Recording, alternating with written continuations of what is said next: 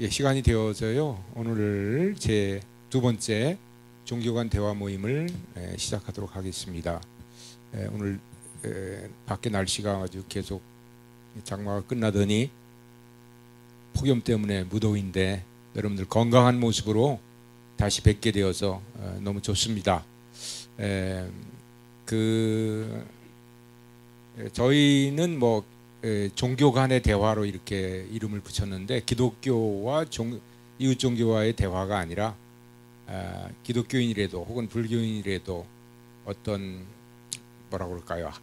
많은 종교들의 하나의 인자가 되어서 대화에 참여한다라고 하는 그런 입장으로 흔히 기독교를 앞에 붙이고 기독교와 종교 간의 대화 이렇게 이제 하지 않고 처음부터 이제 종교 간의 대화 이랬는데 오늘 보니까 우리 그 현수막을 내거신 이명건 박사님의 여기 이제 열린서원이라고 하는 곳에 와서 충북에 와서 오늘 발표하실 이슬람을 발표하실 김종도 박사님과 그다음에 불교에서 발표하실 김용환 교수님 두 분이 이제 제 옆에 앉아 계십니다. 이 자리에 와서 방금 저녁 식사하고 막 올라왔습니다. 이 줌 설치하고 뭐 여러 가지 기계적인 문제로 막 어떡하지 막 그랬는데 시작하기 전에 완료돼서 여기 있는 분들이 이제 6분이 계신데요, 7분이 계신데 잘 시작할 수 있게 준비가 완료가 됐습니다. 여기 이제 그 뒤에 현수막이 또 걸었는데요. 여기는 뭐냐면은 한국 사회의 종교 상황과 또 종교 대화의 발전 방향 이렇게 임명건 박사님이 현수막 제목을 정했는데 아주 종교 대화의 의의와 목적과 또 해야 되는 그 어떤 뭐라고 그럴까요? 그 당위성과 실천성을 잘 드러낸 그런 제목이 아닌가 그렇게 생각이 됩니다. 자, 인사는 들어가는 말은 여기 이 정도 하고요. 오늘은 이슬람에 대해서 지난번처럼 이제 두 종교를 발표를 하고요. 또 토론이 이어지겠는데 발제는 한 20분에서 30분 정도 가능하면은 지리식 발제를 좀 질문하고 대답하고 이런 식의 발제를 했으면 좋겠다라고 하는 의견이 있어서 이제 그거 가능하면 이제 그렇게 해보도록 한번 해보겠습니다. 그래서 이제 이슬람을 발제를 먼저 하고요. 그 다음에 두 번째는 이제 우리가 3시간을 사용하거든요. 그래서 1시간 20분 정도 하고 10분 쉬고 또 나머지 1시간 반 정도를 불교와의 대화, 불교의 말씀을 듣고 또 토론하는 그런 시간을 가지도록 그렇게 하겠습니다. 오늘 먼저 이슬람에 대해서 발표해 주실 선생님은 김종도 교수님이신데 지금 현재 고려대학교 아세아 문제연구원 중동 이슬람 센터의 교수님으로 계십니다. 언어학 박사를 하셨고요. 그래서 그 이슬람 종교를 만 하신 것보다 훨씬 더 상황적으로 구체적으로 삶 속에서 이슬람에 대한 이해를 우리에게 잘 설명 또 이렇게 대화를 해 주실 것이다 라고 하는 그러한 사회자로서 그런 좀 기대가 감이 좀 있습니다. 자, 우리 그럼 김종도 교수님 우리 초청하도록 그렇게 하겠습니다. 먼저 김종도 교수님을 오늘 종교 대화의 자리에 모시게 된 것을 무한한 기쁨이자 영광으로 생각합니다. 이 자리를 가능하게 했던 김태창 선생님께서도 지금 우리 줌과 함께 하시고 또 여러 가지 지금 일본에 계시면서도 한국적인 이런 사회 속에서 이런 종교 대화가 어떻게 발전해 나갈 것인가를 건설적인 제안을 해 주셔서 이렇게 제목을 내걸었는데요. 실질적으로 오늘은 지난주에 이어서 제가 이슬람에 대한 책을 지난번에 낸 적이 있습니다. 무함마드와 예수 그리고 이슬람이라는 이 책을 2008년에 제가 내서 한국에서는 이제 국내 최초로 무슬림 복음서를 제가 소개한 바 있습니다. 무슬림 예수라고 하는 이런 책도 하버드 출판사에서 나온 게 있는데 2001년에 나왔습니다만은 제가 많이 여기에 나온 게 무슬림 예수에 대한 어록입니다. 말하자면 무슬림 쪽에서 바라보는 예수 어록이에요. 그런 것이 한 303가지가 이 속에 들어있는데 저는 여기서 한 50개 정도를 제가 추려서 소개하기도 했어요. 부록배군으로. 어쨌든 관심을 가지고 한 15년 전에 이런 책을 냈었는데 김태창 선생님이 이렇게 한번 이슬람 쪽으로 한번 대화를 해보자 제안을 하셔서 뭐 전공자도 아니지만 이슬람과 인연을 맺게 되었습니다. 이런 차제에 지난주에 제가 발표를 했었지만 어떤 패널 플랫폼에서 이슬람에 실질적으로 몸담고 있는 사람을 초대해서 한번 같이 대화를 하면 어떻겠냐는 제의가 있어 왔고 그것을 높이 받아들여서 오늘 이 시간에는 고려대학교에서 실제로 중동 이슬람 센터 소장으로 계시는 분이시고 50년간 이쪽 분야에서 이슬람 쪽에 연구를 하신 분이고 실제로 아라비아어 1, 2, 3 문법이나 그런 아랍어에 관련된 책을 3권이나 명제를 내신 분입니다.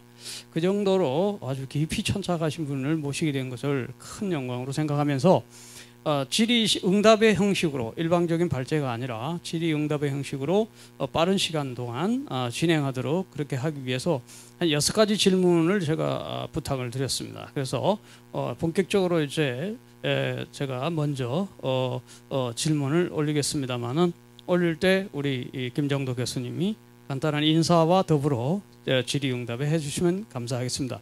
먼저 첫 번째 제 질문으로 바로 들어가겠습니다.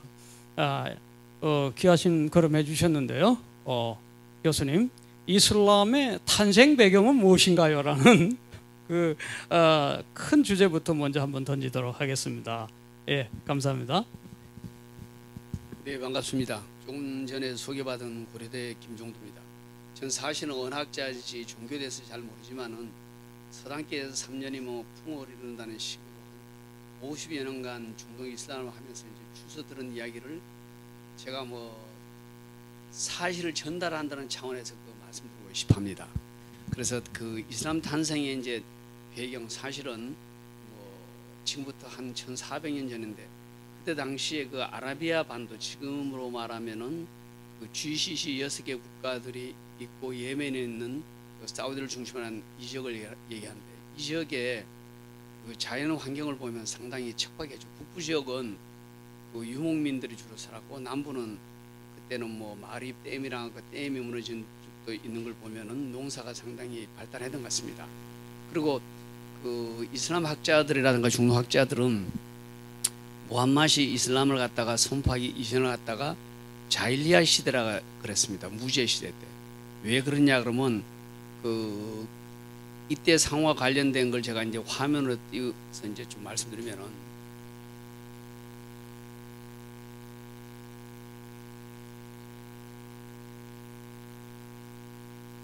화면이 잘 보입니까 이거? 예.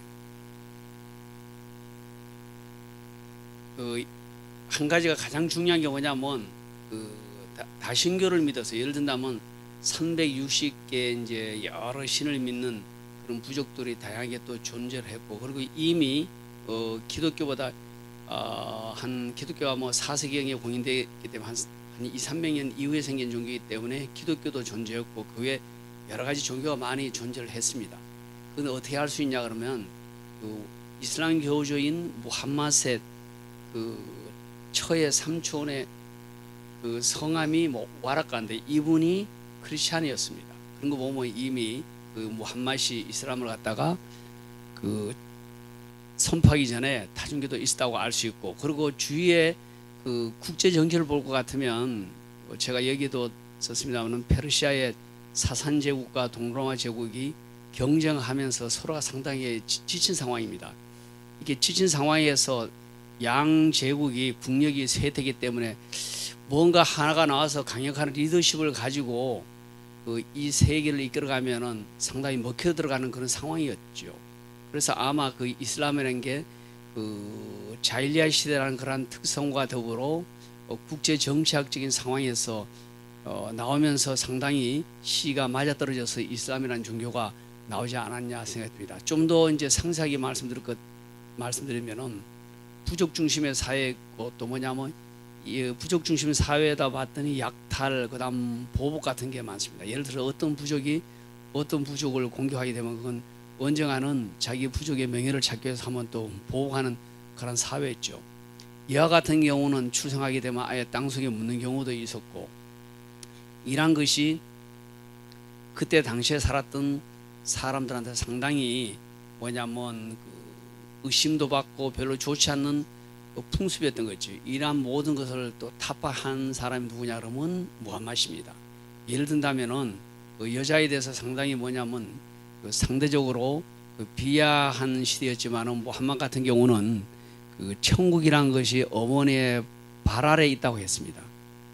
또 한 가지 더 말씀드리면은 에이브리엄 링컨이 이제 노예 해방을 했다고 하지만은 무함mad이 자기보다 15살 더 먹은 카디자라는 여사한테 25살 때 40 먹은 과부한테 청혼을 했을 때 청혼은 누가 하냐 무함mad인 게 아닙니다. 카디자라는 40 먹은 대상이 무함mad에게 했는데 무함mad이 고민을 하다가 카디자 대상 여자분의 이야기를 수락한 다음에 카디자 여사가 노예를 선물로 줬어요. 그런데 선물을 줬는데 그 자리에서 노예를 석방을 시켰습니다. 자유인이 프리맨이 되도록 했다는 얘기죠.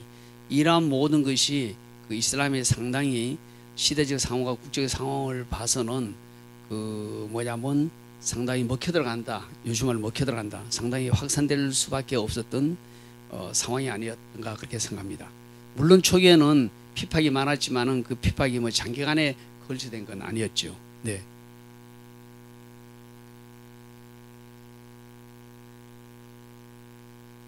배경에 대해서 이렇게 간단하게 잘 말씀해 주셨는데요.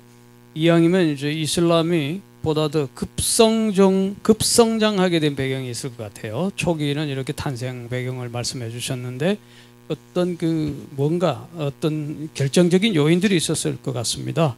그래서 급성장하게 된 배경에 대해서 조금 더 한번 설명해 주시죠. 예, 이해를 좀 돕기 위해서 이슬람이 출현하기 바로 직전에 동로마 제국이라는 비잔틴 제국이 영토를 갖다 555년 AD죠. 유스티니아누스 1세가 갖고 있던 영토를 보시면 아마 지중해 연안을 중심으로 해서 아랍의 반도까지 그다음 지중해 동쪽까지 상당히 이제 넓은 영토를 차지했다는 걸 알 수 있고, 또 다음을 보면은 페르시아의 아케메네스 왕조가 물론 이제 AD 이전입니다만은 상당히 넓은 영토를 갖고 있었습니다. 넓은 영토를 갖고 있었고, 또 하나 지도를 보면은 페르시아의 사산 왕조도 보면은 상당히 넓은 지역을 지배하고 있었다는 얘기죠. 조금 전에도 말씀드렸지만은 동로마 제국, 비잔틴 제국과 페르시아의 사산조가 상당히 지쳐 있는 상황이기 때문에 이슬람이 뭐냐면 조그만 힘을 들여도 손쉽게 타부족이라든가 아니면 다른 지역을 갖다 손쉽게 이제 정복을 할 수 있지 않았나 생각합니다. 그런 여파로 인해 가지고 이슬람 출현 당시에 지도를 보고 같으면은 무함mad이 610년부터 계시를 받아가지고 632년에 이제 나는 메카에서 고별 연설을 하면서 나는 이로써 종교 이슬람을 완성했다고 이야기했습니다만은 그때부터 732년 즉 그러니까 뭐냐면 프랑스의 뚜르푸아티아 전투에서 유럽에게 피하기 전까지 이렇게 뭐냐면 넓은 영토를 이슬람은 차지했다는 얘기죠. 예를 든다면 뭐냐면 파키스탄을 지나서 이쪽에 인도 쪽까지 가고 그다음에 이제 스페인 지역까지 북부아프리카까지 이렇게 이제 넓게 영토를 차지할 수 있다는 얘기죠. 이렇게 영토를 갖다 넓혀가는 데 있어서 만약에 총이나 칼을 갖다 앞세워서 땅 따먹기를 했다면 과연 점령을 당한 민족들이 손쉽게 그걸 받아들였겠냐, 저는 그렇게 이제 생각을 해봤습니다. 그래서 어떻게 이렇게 가능한가를 갖다 저는 나름대로 이제 정치적인 면, 뭐 사회적인 면, 그리고 그 정복지에서의 정책, 그리고 메카의 위상, 이러한 것을 이제 중심으로 생각해 봤는데, 그때 당시에 아라비아 반도는 조금 전에 말씀드린 것처럼 정치적 통합을 이룬 주체가 없었습니다. 그것 해봤자 일부 사람들이 자기네 부족 중심으로서 마즈리스라는 그 장로회를 갖고 이끌어가는 정도인데, 이때 강력한 리더십을 갖고 신정 정치를 하는 지도자로서 등장한 사람이 바로 누구냐면 무함마드였다는 얘기죠. 그리고 조금 전에도 말씀드렸지만은 이슬람이 출현할 당시에 사회적으로 보면은 복수가 만연한 사회인데, 무함마드 출현하면서 그 형제애를 중시하고 평화를 중시하기 때문에 여러 부족으로서 뭐냐면 인정을 받을 수밖에 없었다는 얘기죠. 그리고 이렇게 영토 땅 따먹기 사업을 하면서 정복지에서 이제 정책을 펼쳤는데, 포로들을 일부는 뭐 여러 가지 다용도로 활용했지만은 좀 똑똑한 포로들은 그 교육에도 활용하도록 하고, 이러한 교육을 갖다가 이슬람에서는 상당히 중시합니다. 최근에 그 아프가니스탄이 다시 상당히 우리가 진짜 좀 이해하기 어려운 상황으로 접어들었지만은 그 이슬람에서는 교육을 상당히 중요시합니다. 쿠란에서 뭐냐면 우란이 신앙 다음으로 지식 탐구가 그 중요하다고 했습니다. 그리고 또 뭐냐 그러면 그 지식을 추구하되 네가 중국에 가서라까지 가서도 이제 하라는 얘기죠. 그만큼 뭐냐면 배움을 중시했는데, 최근에 예를 든다면은 그 사우디의 MBS라고 무함마드 이븐 살만 있지 않습니까? 왕세자가 뭐냐면 그동안 종교 과목을 갖다 사우디 같은 경우는 7개 교육 과목을 가르쳤습니다. 그런데 이거 7개 교육 과목, 우리는 그동안 이란과의 그 쓸데없는 소모전에 너무 40년 이상 갖다 신경을 썼다. 이제 거기서 탈피해서 새로운 사우디를 만들자 그래가지고 종교 교육 과목도 7개에서 하나로 만들고, 그 교육 과목도 종교학과 나온 사람이 아니라 일반 교사 보고 가르치라 그랬다는 얘기죠. 그래서 제가 지난 1월 달에도 사우디를 가봤더니 한 3년 만에 갔더니 극기간 변화를 했습니다. 예를 든다면 우버 택시가 이제 정부에서 이제 실업률을 갖다 해소해서 많이 장려하는데, 남자들은 물론 많고 여자 우버 택시기도 있고, 그리고 과거 같은 경우는 눈만 조금 내는 거 완전히 눈을 가리는 니값 같은 거 쓰는데, 이런 니값도 안 쓰고 히잡만 머리에 대충 걸친 그 젊은 여성들도 많았고, 또 담배를 피우고 있는 여성들도 있고, 커피숍 같은데 이제 젊은 여자아이들이 많이 앉아 있더라는 얘기죠. 그만큼 지금 이제 많은 급격한 변화를 이제 일으키고 있는데, 그리고 또 이슬람 초기에 이렇게 급성장하게 된 배경이 뭐냐 그러면 그 퓨전 동화 정책이라고 저는 이렇게 얘기했습니다. 정복지에 가서 무함마드는 사람을 죽이라고 그런 얘기는 안 했지만 일부 지도자들이 그랬을 수도 있겠죠. 그렇지만 사료 같은 데는 그런 건 거의 안 나오고, 그 예를 들어서 이슬람으로 개종하면 괜찮아요. 그렇지만 개종하지 않게 되면은 인두세를 내고 토지세를 내므로써 그 자기 이슬람 사회에 이제 동화하도록 했다는 얘기죠. 그리고 그 당시에 그 여러분들이 하지 순례할 때 보면 시커먼 흑석이 있잖아요. 카바 신전인데, 카바 신전은 뭐 여러 가지 학설이 있습니다만은 그 기독교라든가 유대교라든가 이슬람 세계에는 아브라함인데, 아브라함이 그 사라에서 자식을 못 놓으니까니 하가르라는 이집트 그 하니한테서 자식을 놓을 거 아닙니까? 그러니까 본부인이 이제 자꾸 시기 질투하니까 결국은 나중에 이삭이 나니까 어디로 오게 됐냐면 그 메카로 오게 됐는데, 메카로 와서 봤더니 뭐 알라께서 그 카바 신전을 선물로 줬다, 이런 이야기도 있어요. 뭐 믿거나 말건데 하여튼 어쨌든 그 카바 중심으로 해가지고 이슬람 이전에도 뭐냐면 대상들이 왔다 갔다 하면서 한 360개의 우상을 갖다가 거기에다가 이제 놓고 그 다음 이제 절도 하고 갖고 가고 그랬는데, 이때 이 카바 신전을 지키던 문지기가 누구였냐 그러면 무함마드의 하신 가문에서 주로 지키고 있었습니다. 각 부족마다 수호신이 있었다는 얘기죠. 그 메카가 결국 대상들의 뭐 컨택 포인트가 되었고, 그리고 뭐냐면 각종 신상들의 직결지었고, 그래서 무함mad이 이를 최초의 첫 번째 성지로 이제 그 자리매김을 하게 된 것입니다. 그 무함mad의 그 환경을 보면 참 불쌍한 사람이었어요. 뭐 조실부모하고 뭐 유복자로 태어나고, 어머니가 6살 때 세상 떠나고, 또 자기를 돌봐주던 할아버지도 8살에 지나고, 그러면서 삼촌과 캐러번 대상을 따라 다니면서 철학적 사고와 자기 인생에 대해서 어렸을 때 생각을 많이 한 거죠. 오늘날 또 왜 유럽이 이렇게 급성장한가 생각해 봤더니, 저는 그 종교적으로 산화 제한을 하면 안 돼요. 자연 출생률이 많아진 거죠. 그리고 이민도 그 식민지 시대 유럽으로 많이 갔고, 그래서 결국은 이슬람이 점점 계속 급성장할 수밖에 없는 그런 배경이 있습니다. 두 번째 질문 응답을 잘 해주셨는데요.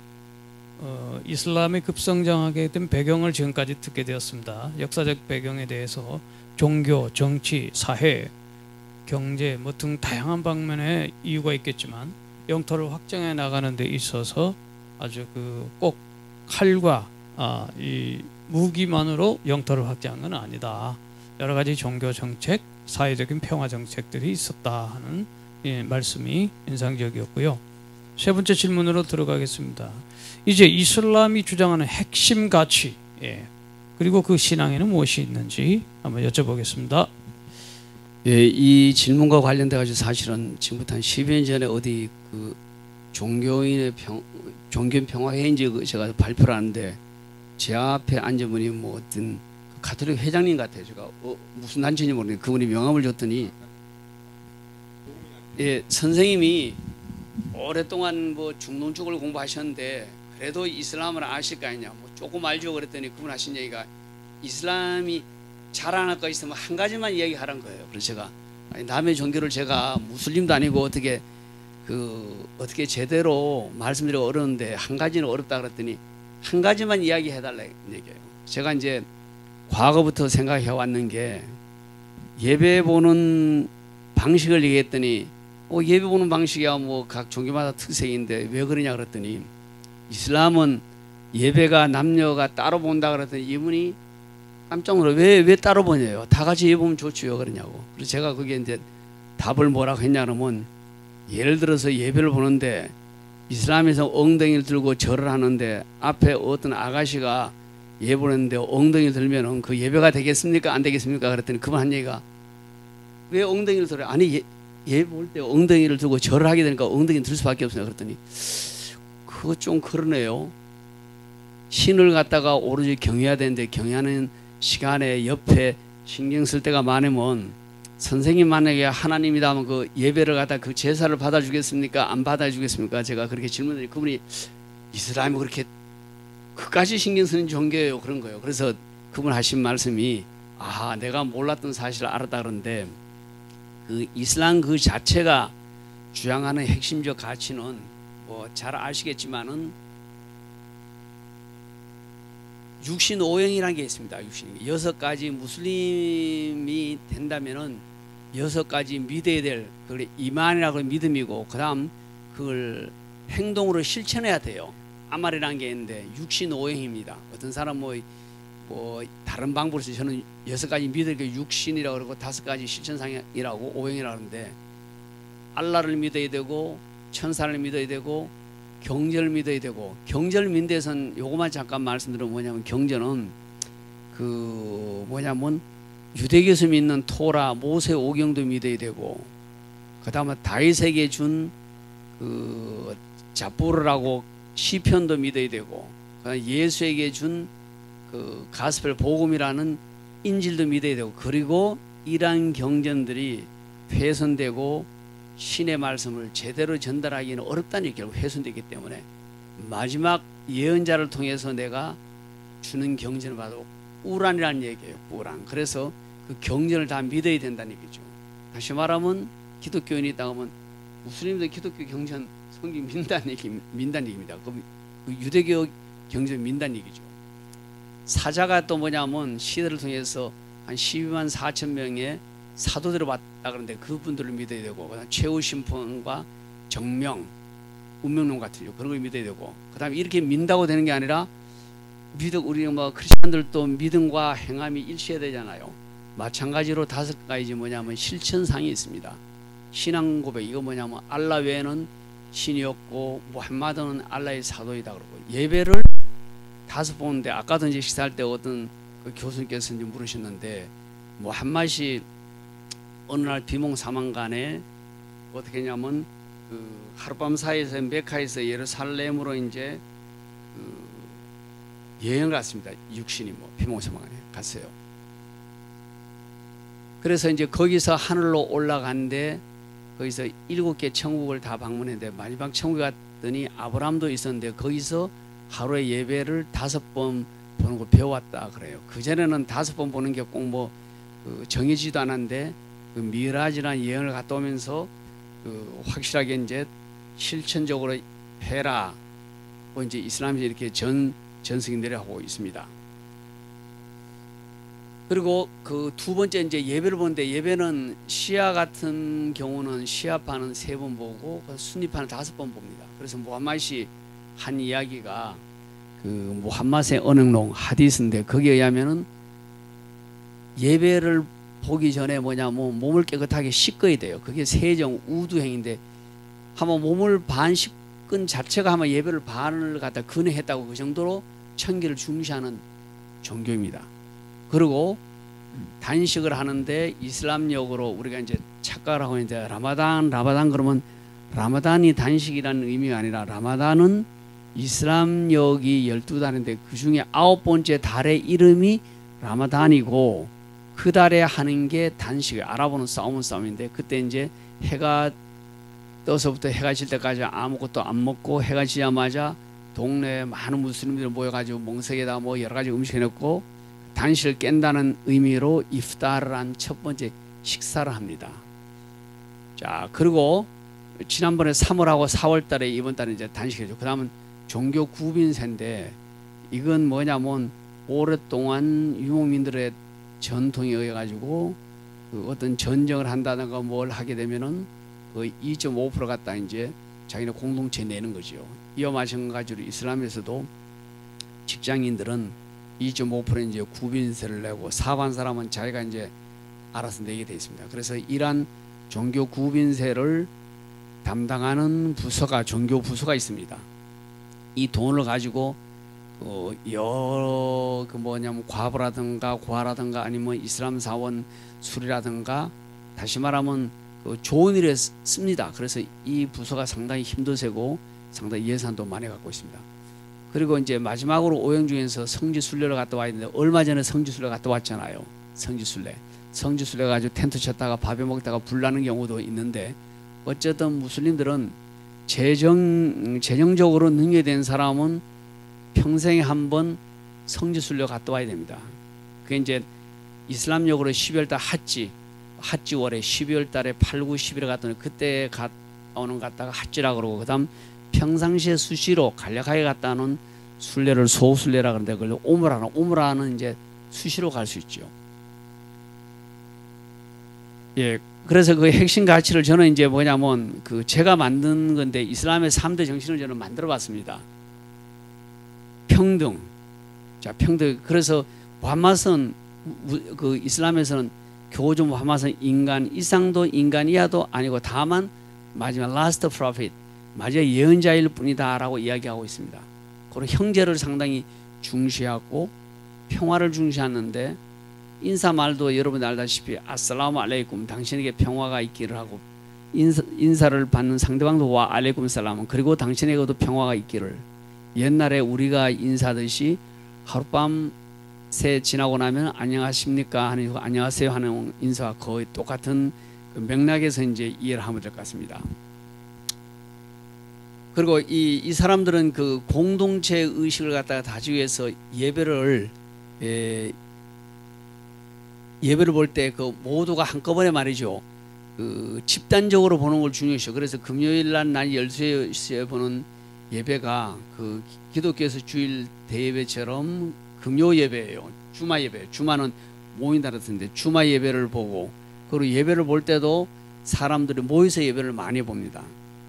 결국은 그 이러한 것이 이슬람 공동체가 다 같이 한마음 한뜻 한영자라는 의미에서 공동체 의식을 구축하는데, 이러한 공동체 의식이 순기능으로 이제 작동하면 아주 좋습니다. 그런데 일부 종교적 해석을 잘못해서 역기능으로 이제 해석하는 사람들 누구냐 그러면 바로 그 이슬람에서 지하드라는 명분으로 그 테러를 저지르고 자살한 사람인데, 이슬람 세계에서 그 테러에 대해서 한번 설문조사를 한 적이 있습니다. 했더니 무슬림들의 99%가 이건 이슬람 교리에 어긋난다라고 어느 누구도 찬성하지 않았다는 얘기죠.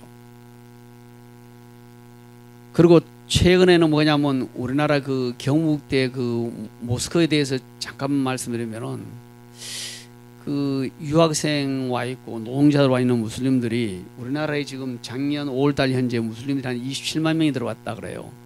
우리나라 헌법에 분명히 종교 자유가 있는데 건축하여도 다 맡았는데 주민들의 이제 반대가 많아서 이제 이슬람 사원의 그 건축이 지금 중지된 건 상당히 안타깝고, 저는 뭐 아랍 외교관이라든가 아랍 사람을 많이 만나면 너네 사우스 코리아가 세계적인 경제 10위권에 있고 그 코리아 트렌드 한류가 이렇게 뭐냐면 확산되는 입장에서 우리가 1400년 동안 지속된 이 이슬람에 대해서 이렇게 뭐냐면 그 돼지머리를 갖다 놓고 남의 건설 현장 앞에 갖다, 이건 상식 언나하지 않는가 이런 질문을 해요. 그러면 제가 할 말이 없습니다.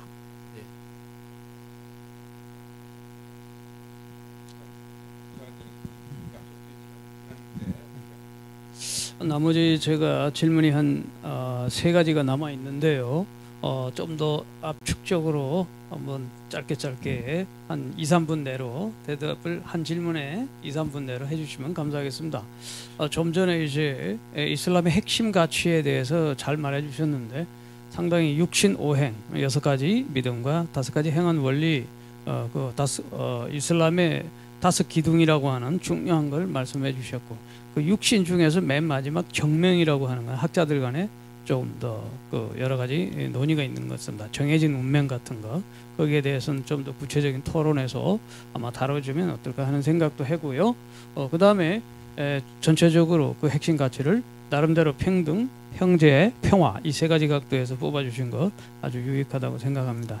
이어서 이제 오늘날 세계 속에서 이슬람의 그 역할, 그 중에서도 순기능이 있고 역기능이 많이 있지 않습니까? 2가지 간단하게 한번 좀 언급해 주시면 감사하겠습니다. 1400년 동안 지속된 이슬람이 잘 아시다시피 처음에는 이제 그리스 로마 문명을 받아들였지만은 다시 이것을 이렇게 퓨전으로 발전시켜 가지고 암흑 시기에 있었던 유럽에 커다란 영향을 끼쳤죠. 과거의 경험은 잘 아시다시피 르네상스에 이제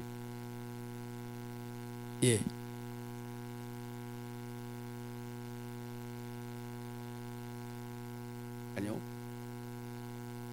됐습니까?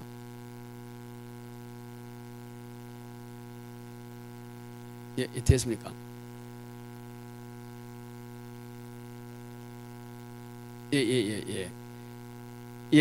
뭐 예술, 건축, 의학, 농업, 음악, 언어 이런 다양한 분야에 기여한 것도 있었습니다. 그럼 뭐 누가 그 과학이라나 이런 분야에 기여한 건 뭐 구체어 설명 안 드려도 되고, 오늘날의 기여는 저는 20세기나 서구가 못다한 문제를 해결사로 이슬람이 일부는 충분히 해결할 수 있다 합니다. 인구 문제라든가 동성애 문제, 노동력 문제. 우리나라 지금 시골에 공장에 가면 뭐 한 거의 대부분이 외국 노동자인데 이슬람권 오는 사람은 상당히 많이 있습니다. 그리고 최근에 물질 문명에 대한 그 물질 문명 중심에 대한 인간성 상실에 대해서 많은 반성이 있는데, 이슬람권에서 상당히 이러한 문제를 갖다 해결하는데 앞장서겠다는 이야기를 하고, 또 사회 범죄 발생률을 보면은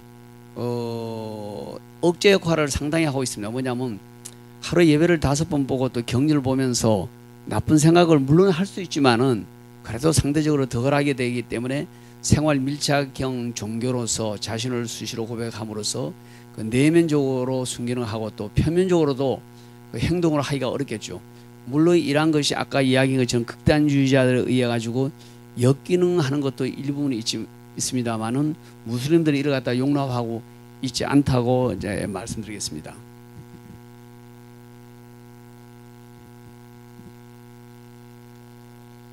이제 그 좀 더 한국적 범위로 좁혀가지고 글로벌한 차원의 이슬람의 순기능과 역기능을 좀 전에 들었습니다. 그 중에 흥미있는 거는 순기능이 아주 흥미있었어요. 사회적인 범죄율을 줄인다.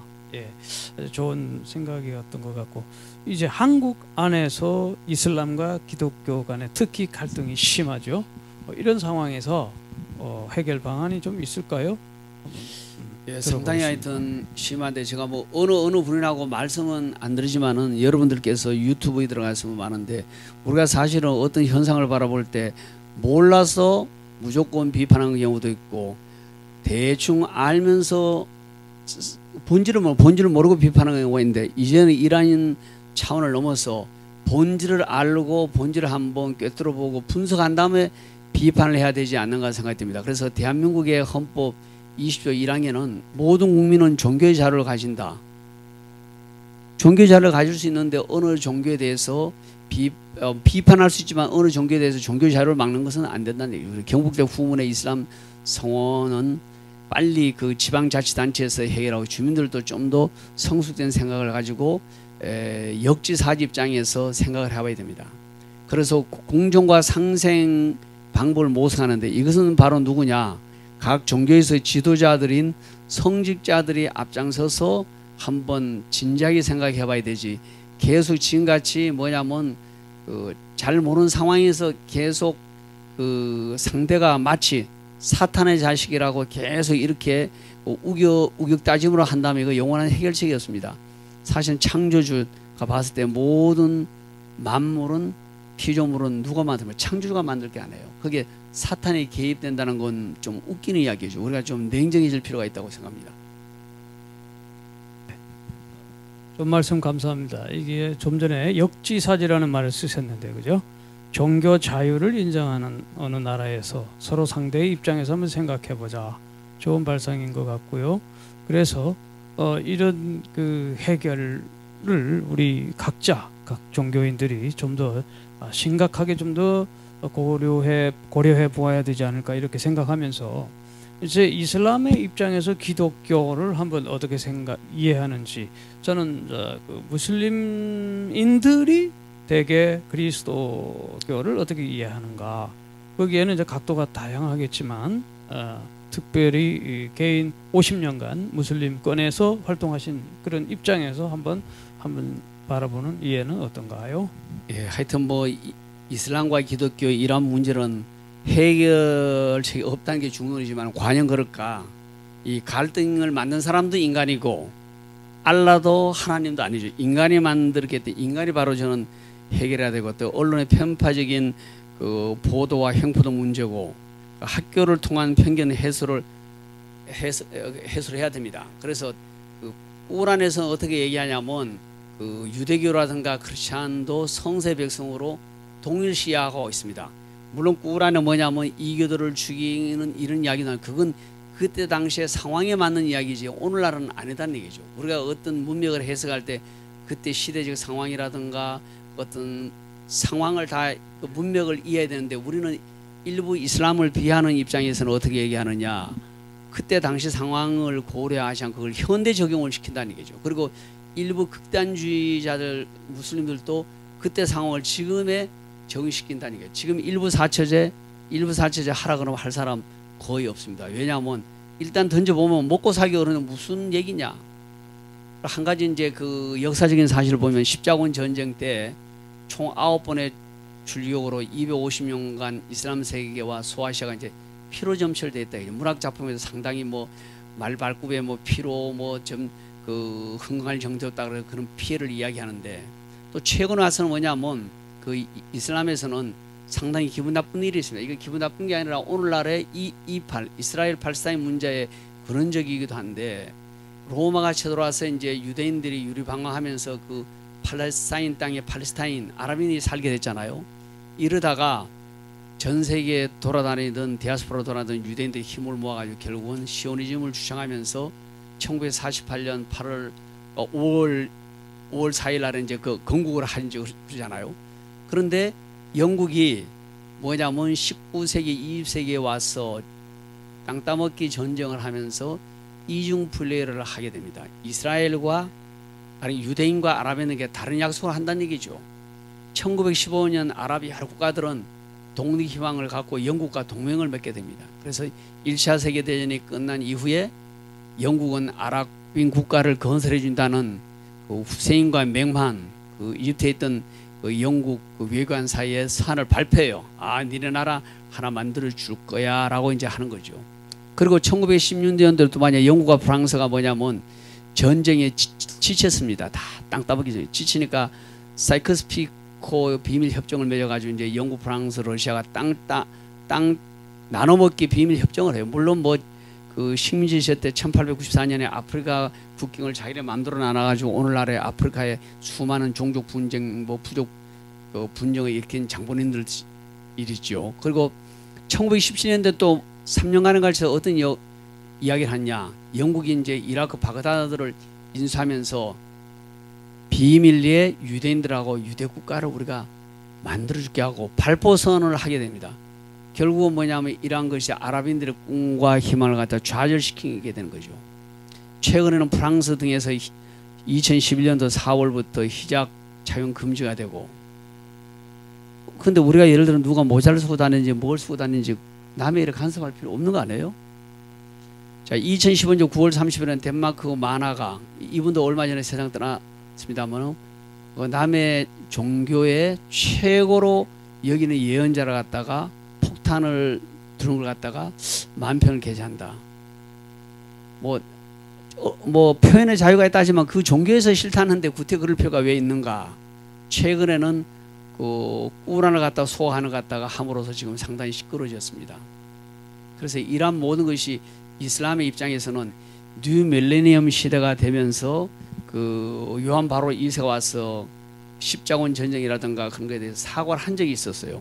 그 요르단 암만화. 그렇지만 무슬림들은 그걸 갖다 그렇게 외향적으로 바깥으로는 웰컴을 했지만 속으로는 그걸로 해결될까라는 생각을 갖고 있었던 적이 있습니다. 아주 그 이슬람의 입장에서 바라볼 때 기독교에 대한 여러 가지 이해가 있겠지만 짧게 말씀하셨는데 역사적인 비극, 십자군 전쟁부터 시작해서 최근에 제1차 세계대전 이후에 영국이 아람권을 지배하기 시작하면서 여러 가지 문제들이 발생하는 역사적 배경을 잘 이해하게 해주셨습니다. 마지막으로 이제 종교 간의 대화나 혹은 기타 다른 방면에서 하시고 싶은 말씀이 있다면 어떤 것이 있을까요?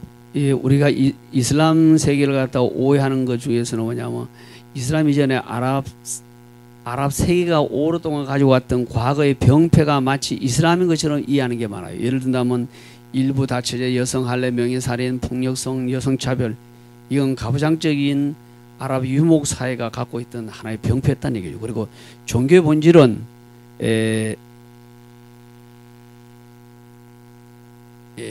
종교의 본질은 신 앞에 모두 피조물인 인간은 동일하다는 인식 전환을 해야 될 것 같아요. 그리고 모든 종교가 구원에 천착을 해야 되는 거지 어떤 뭐냐면 교권을 어떻게 휘둘리는가, 교권을 어떻게 갖겠다는 여기에 뭐냐면 천착하면 안 된다는 얘기죠. 그리고 모든 사람이 믿는다고 진리는 분명히 아닌 것도 우리가 모든 인류가 알아야 될 게 아닌가 생각합니다. 마지막으로는 그 모든 종교가 한 생명이라도 중요하다는 거. 우리 한 생명이 탄생하기 위해서 수억 마리의 정장자 난자와 만나서 탄생하잖아요.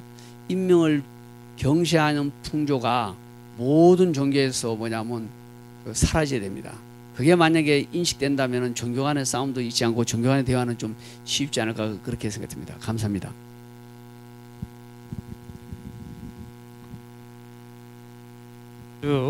간략하게 말씀을 해주셨는데 종교의 본질은 구원의 두 번째 문제, 구원에 천착해야만 한다. 이제 이 부분은 토론거리가 될 것 같습니다.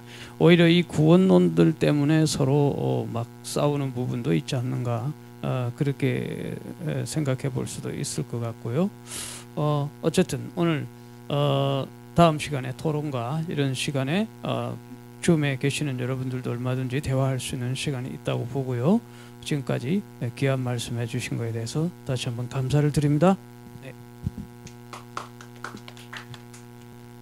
예, 감사합니다. 예, 여러분들이 이렇게 오늘도 많은 분들이 참석해 주셔서 감사합니다. 저희가 뭐 한 종교를 짧은 시간에 다루는 것이 참 불가능한 건데, 그래도 우리가 여러분들이 뭐 아시는 분은 많이 알고 이제 그런 맥락에서 그런 것을 감안하고 핵심적인 쟁점이 될 만한 것들을 질문을 통해서 오늘 간단하게 간결하게 핵심적인 것을 답변을 듣는, 설명을 듣는 그런 식으로 진행을 했습니다. 지금 이제 7시 50분이 좀 넘어가는데요.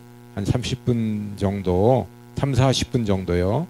이렇게 대화와 토론을 하시면 좋을 것 같습니다.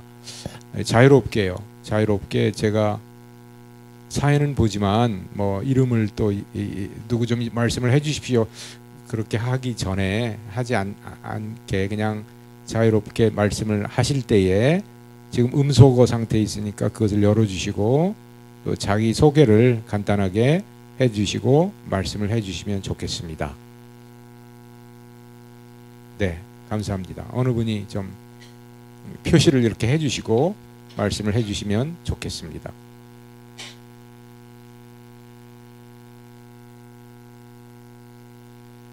네, 우리 박혁순 선생님. 종교 간의 대화를 크게 배타주의, 효용주의, 다원주의 이렇게 나눈다면은 개신교회, 제가 아는 한에서는 개신교의 한 80~90%는 배타주의적인, 특히 한국 상황에서 배타주의적인 스탠스를 취하지 않나 그런 생각을 하는데, 제가 한남동 이슬람 성원 같은 데도 몇 번 찾아가고 거기에 이제 책임자분들하고도 얘기해서 좀 많이 했는데, 대화는 상당히 가정적으로 좋게 받아주지만 그들의 교리에 있어서는 한치 양보가 없다는 그 측면에서는 개신교와 별반 다르지 않다라고 하는 것을 많이 느낍니다. 이 사회 사업이라든지 사회 선교에 있어서는 이슬람이나 개신교나 로마 카톨릭이나 이웃을 사랑하고 위하고 공동체적인 질서를 확립하고 안녕을 추구하고 또 사회복지를 추구하는 면에서는 뭐 크게 사업적인 방향에 있어서는 차이는 없다고 봐요. 근데 문제는 항상 이제 그 교리죠, 교리. 근데 이제 지금 김 선생님께서 귀한 또 강의를 해주셨는데, 그 이슬람에 책임 있는 신학자 내지는 이맘 뭐 등등 이제 성원을 책임지시는 분들의 그 성향에 있어서 어느 정도가 대화할 만한 분들이고 어느 정도가 좀 상당히 좀 배타성을 갖는다. 직관적으로 좀 어떤 퍼센티지가 좀 우리에게 제공되면은 참 좋을 것 같다라고 하는 생각이 들거든요. 제가 앞서서 한국 사회에서의 지금 개신교는 한 7~80% 후하게 쳐봤지만 7~80%는 상당히 좀 배타적이다. 그렇게 종교 간의 대화를 이렇게 추구하는 일에 있어서 그렇게 급박성이라든지 필요성을 느끼지 못한다라고 할 때 이슬람의 상황은 어떤가? 이게 묻고 싶습니다. 네, 질문의 요지를 이해하셨죠? 네, 네. 특별히 교리적인 측면에서 이슬람이 배타적이다. 또 이슬람이 대화를 원하느냐, 뭐 그런 질문이 핵심적인 것 같습니다. 예, 제가 그 처음에 말씀드린 저는 종교가 무슬림이 아닙니다. 무슬림이 아닌데 얼마 전에 우리 고려대학교에서 한국인 무슬림 학자가 바라보는 이슬람 그래가지고 한국인 분이 그 이슬람 대학교에 들어가서 학사, 석사, 박사를 한 분을 갖다 이제 박사고 학위를 취득합니다. 그분을 특강을 한 3번 듣게 되는데 그때 하신 말씀이 뭐냐 그러면 그 참석자들의 30명이 되면 종교가 다양해요. 무교도교 다양한데 그때 질문했던 게 지금 선생님이 하신 말씀이나 똑같아요. 좀 뭐냐면 다른 종교는 그래도 뭐냐면 타 종교도 좀 인정하고 받아들이고 자기를 갖다 좀 어느 정도 맞아 그런 면도 있어. 그런데 이슬람은 왜 거기에 대해서 문을 열어놓지 않냐 그랬더니 그분 하신 말씀이 경전에 꾸란 경전에 나와 있기 때문에 그건 누구도 그건 타치할 수 없다는 얘기예요. 타치할 수 없다는 얘기죠. 우리 성경 같은 경우도 예를 들어 요한계시록 22장에 뭐 이 예언의 말씀 한 말씀 빼거나 다 하면 안 된다는 식이죠. 그보다 더하게 그 무슬림 학자들에서 어떤 사람은 이런 이야기를 합니다.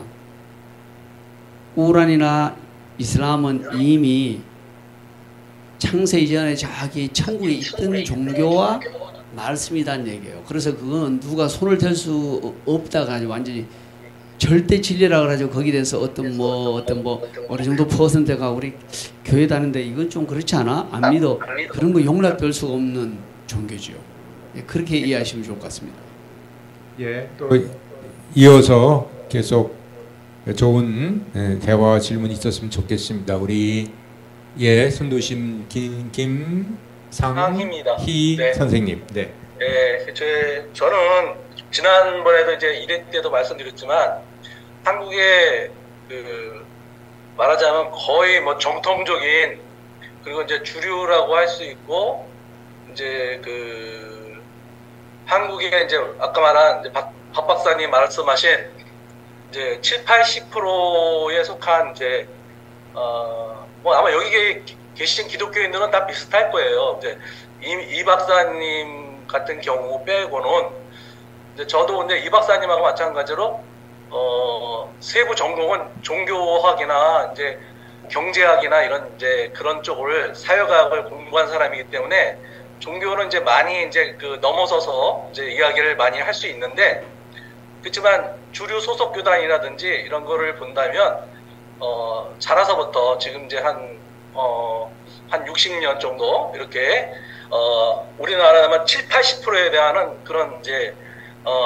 주류 교단에 속한 사람이죠. 그래서 이제 이런 주류 교단이 이제 기독교 인구의 70~80%가 맞아요. 네, 맞는 입장이고 그런 사람들을 대표해서 이야기를 하는 입장이기 때문에 뭐라고 이렇게 쉽게 얘기할 수는 없는데 이슬람에 대한 연구를 하는 동료 학자들도 많고 그리고 이제 이슬람을 배타하는 이제 그런 이제 기독교 신학자들은 배타하는 측이 있고 또 이렇게 전도해야 된다 이런 쪽의 의견과 우리 같이 이제 종교 대화를 해서 인터릴리저스로 이렇게 다뤄야 될 문제다 이렇게 크게 두 가지로 나눕니다. 네. 그러니까 이제 어떤 사고를 보면 이제 우리가 이제 가장 피해야 될 게 첫째는 이분법적인 사고는 버려야 돼요. 그러니까 기독교를 가지고 연구한 사람들은 보통 수십 년 동안 역사를 했거든요.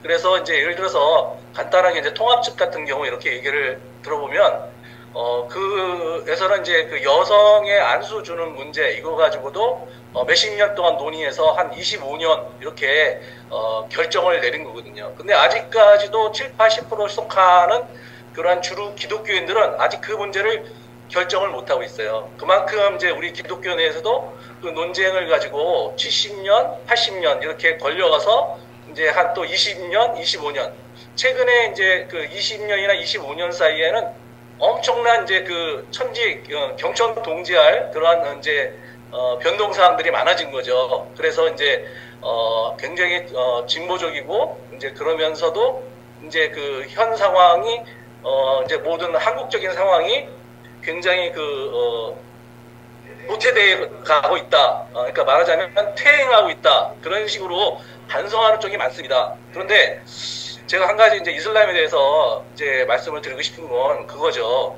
우리가 한국인으로서 무슬림을 믿는 사람은 아마 많지가 않을 거예요. 근데 상당한 시간이 한국에선 걸려야 될 것이고요.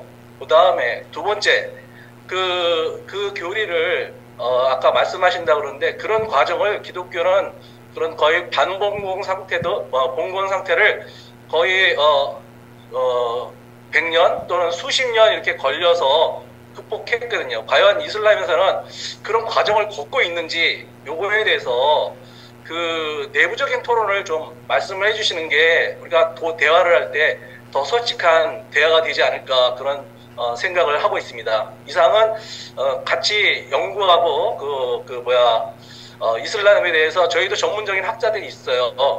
대화를 하자라든지 이런 학자들하고도 많이 얘기를 하고 있는데 그런 학자들의 얘기만 가지고는 안 되고 내부적으로 어떤 논의가 있는지 이거에 대한 서로 관계성을 알아야 대화가 되는 거지 그거 없이는 좀 이렇게 초점을 맞추기가 어렵지 않을까 그런 생각을 해봤습니다. 네. 예, 말씀드리면 제가 이제 무슬림 아니었다잖아요. 그런데 이제 조만간에 제대로 이제 스스로 무슬림 되어 스스로 이슬람을 갖다가 정통을 공부한 학자가 이제 1년 내로 옵니다. 아마 보게 되면 그 내부에서 어떤 진행이 되고 있고 그런 얘기 상당히 많이 들을 수 있는데, 제가 이제 그 객관적인 입장에서 그동안 쭉 그 느낀 점을 말씀드리면은, 이슬람은 초기부터 논쟁이 되게 많았습니다. 예를 든다면 누구든지 그 제가 쓴 논문에 그 이슈하더라고 개인적인 이성적인 판단을 하는 게 있습니다. 그런 판단 누구든지 다 낼 수가 있어요. 예, 그런 이성적인 판단을 갖다가 누구든지 할 수가 있습니다. 그런 게 모여가지고 좋은 의견들은 다음 세대 또 그걸 또 전달을 하게 됩니다. 그대로 따라하는 거죠. 아끌리드란 전통이 있습니다. 그래서 이슬람이라는 게 꼭 종교만 말하는 게 아니라 무슬림들의 생활 전반을 다 컨트롤해요. 그래서 우리가 몰라서 그렇지 사실은 세밀하게 이슬람의 그 크게 그 법학과 4개가 있지만 각 학파마다 구체적으로 상세하게 나와 있습니다.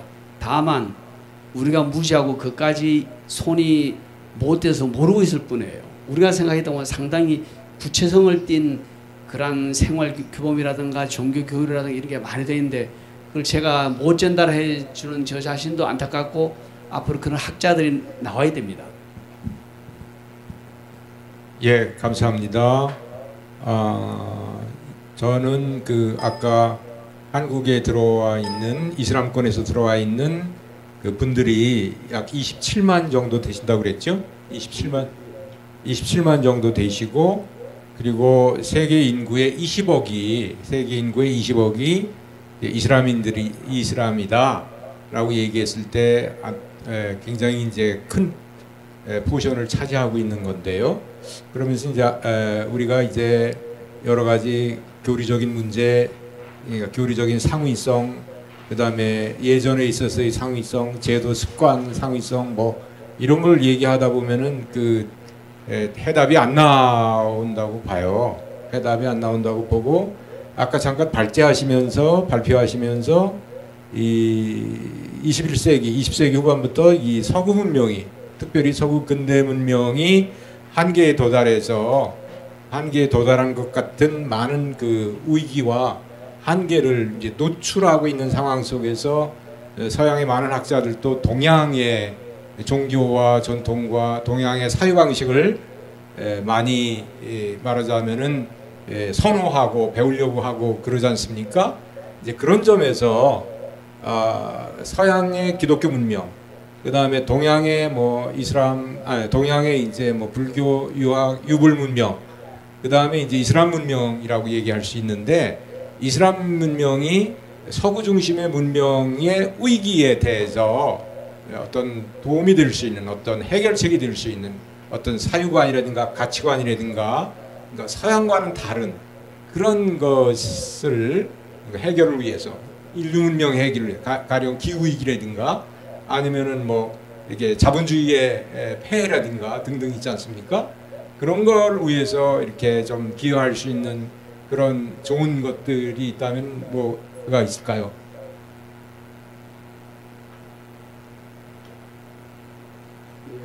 제가 이 분야를 갖다 깊이 연구를 하고 하는 사람이 아니라 그런데, 제가 이제 느낀 점을 말씀드리면은, 우리가 사실은 먹고 살기가 힘든 상황에서 남의 돈을 빌릴 때 그냥 그저 빌려준 사람 먹고 주로 이자를 받지 않습니까?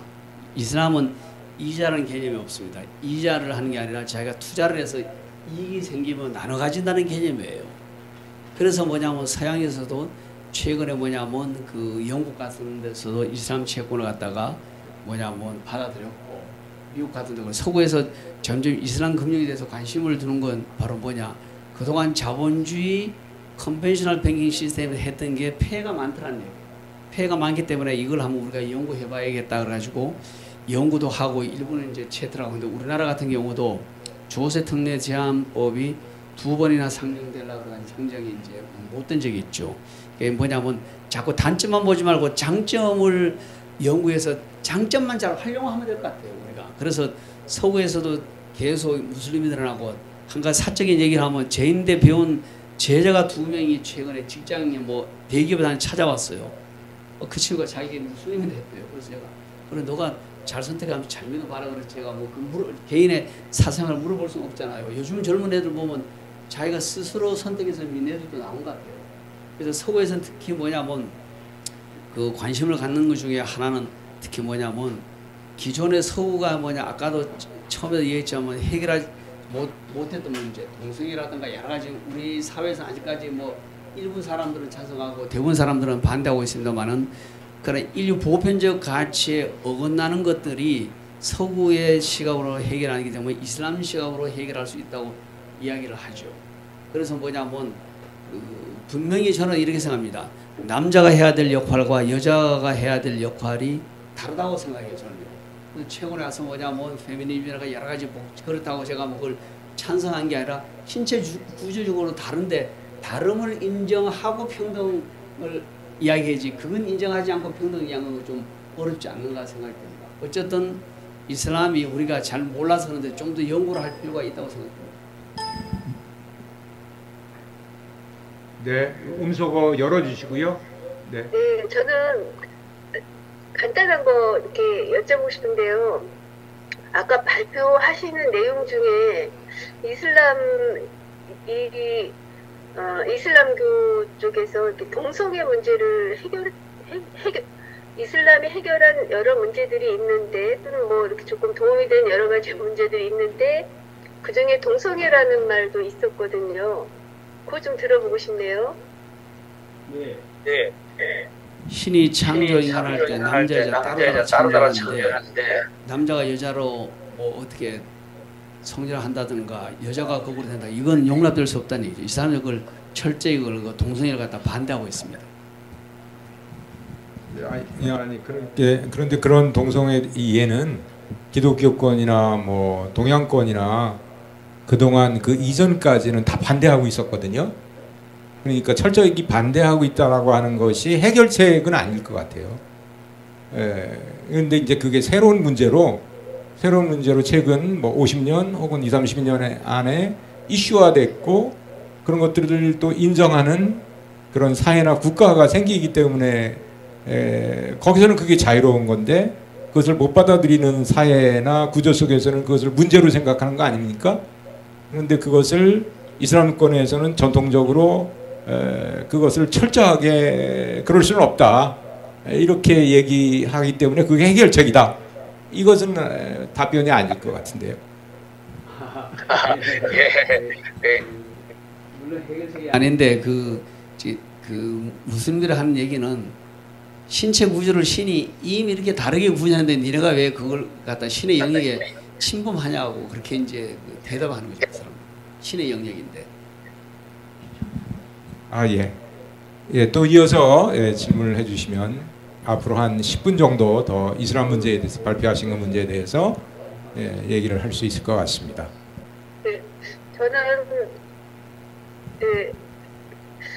다른 교수님 중요한 얘기가 아니고 그냥 제가 이슬람에 대해서 좀 저는 이슬람에 대해서 굉장히 재밌었던 경험이 있습니다. 그걸 좀 제가 말씀드려보고 싶은데요. 예전에 한 15년 전쯤에 우즈베키스탄을 제가 방문할 일이 있었어요. 거기가 이슬람이 거기 주된 종교라고 그러더라고요. 그래서 가서 하여튼 이제 그날이 라마단 하는 날이라고 그래서 이제 그 금식한다고 식사들을 안 하시는데 그래서 이제 저는 이제 그거에 대해서 굉장히 이렇게 존경심도 갖고 이제 그런 상황이었는데 10시인가 밤 10시부터 이제 식사를 해도 하여튼 저녁 몇 시부터 이제 식사를 해도 된다는 그런 이제 이야기를 하면서 이제 저희를 이제 초대해서 밤새도록 음주 가무를 하더라고요. 그래서 야, 참 이 문화권이 근데 그분들이 전혀 굉장히 자유로워 보였어요. 그러니까 삶의 어떤 이렇게 뭐 이렇게 난잡하고 그런 게 아니고 적당한 금식 이후에 아주 그 음식이나 또 어떤 그 삶의 그 즐거움을 이렇게 즐겁게 산다. 저가 받은 인상은 이제 그런 것이었거든요. 그래서 우리가 생각하는 이슬람은 뭐 굉장히 좀 이렇게 뭐랄까 약간의 좀 두려움도 조금은 모르는 상태이기 때문에 가지고 있는데, 제가 실제 그런 걸 경험했던 거는 이제 그런 경우가 이렇게 있었고요. 아까 신강섭 교수님 말씀하신 대로 하신 거와 비슷한 제 생각인데, 저는 이게 이슬람이 어떻게 보면 지금 현재 우리 이제 글로벌한 사회에서도 어떤 뭐 이렇게 나름대로의 문화 양식이나 사고 방식이나 또는 뭐 종교적인 그런 종교의 가지수도 사실 적다고 저는 생각을 하거든요. 그런데 그것에 대해서 특히 어떻게 이슬람은 자본주의나 사회주의로부터 얼마나 이렇게 자유로운지 사실 그것도 상당히 궁금하고요.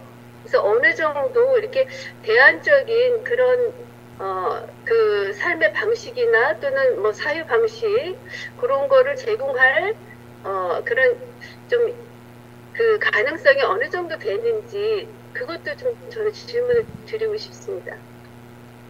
예, 처음에 아까 말씀하신 말씀은 라마단 단식하는 달에 해가 떠서 해가 질 때까지 안 먹잖아요. 해가 지자마자 빨리 먹습니다. 왜냐하면 낮 동안 이슬람력은 300 그러니까 우리나라 서양력으로 하면 355일 정도 돼요. 5, 6일. 그러니까 1년에 10일씩 당겨지기 때문에 라마단이 내년에는 어떻게 되냐면 3월 한 중순쯤으로 갔다가 한 10년 있으면 1월 달로 갑니다. 그래서 배가 고프기 때문에 밤 10시에 먹는 경우도 있지만 대부분은 해가 지자마자 먹고, 그리고 밤 12시나 좀 지나가지고 배가 고프기 위해서 사우라는 또 특별 식사를 하기를 해요. 그리고 이슬람 경제는 어떻게 되냐면 이 세상에 산재 있는 모든 자원은 알라가 주신 선물이라 그래요. 인간의 개인 것이 될 수가 없대요. 그래서 알함두릴라라고 신에게 참여라고 감사를 하지, 아유 당신 고맙습니다 이런 인사를 하기도 하지만은 사실은 알함두릴라 신에게 참여를 그런 인사를 많이 하고, 아까도 말씀드렸지만 우리 일반 경제 시스템에서 작동하고 있는 게 일부분은 신이 주신 시스템이 아니라는 얘기죠. 아까 이자 받는 제도라든가, 그리고 사회주의 경제도 일부 들어가 있고 자본주의 경제도, 제가 봤을 때는 제가 경제 깊숙이 들어가 보지 않았습니다만 양쪽에서 좋은 점을 채택해서 경제 제도를 운영하는 것 같아요. 네, 감사합니다. 또 다른 분 이렇게 질문 한 분만 더 해주시고요. 그리고 또 중간에 한 10분 쉬었거든요. 후반전을 위해서 마지막 한 분 더 질문을 받겠습니다. 예, 우리 야규 마코토 선생님. 네, 안녕하세요. 야규 마코토입니다. 저 일본에서 왔는데요.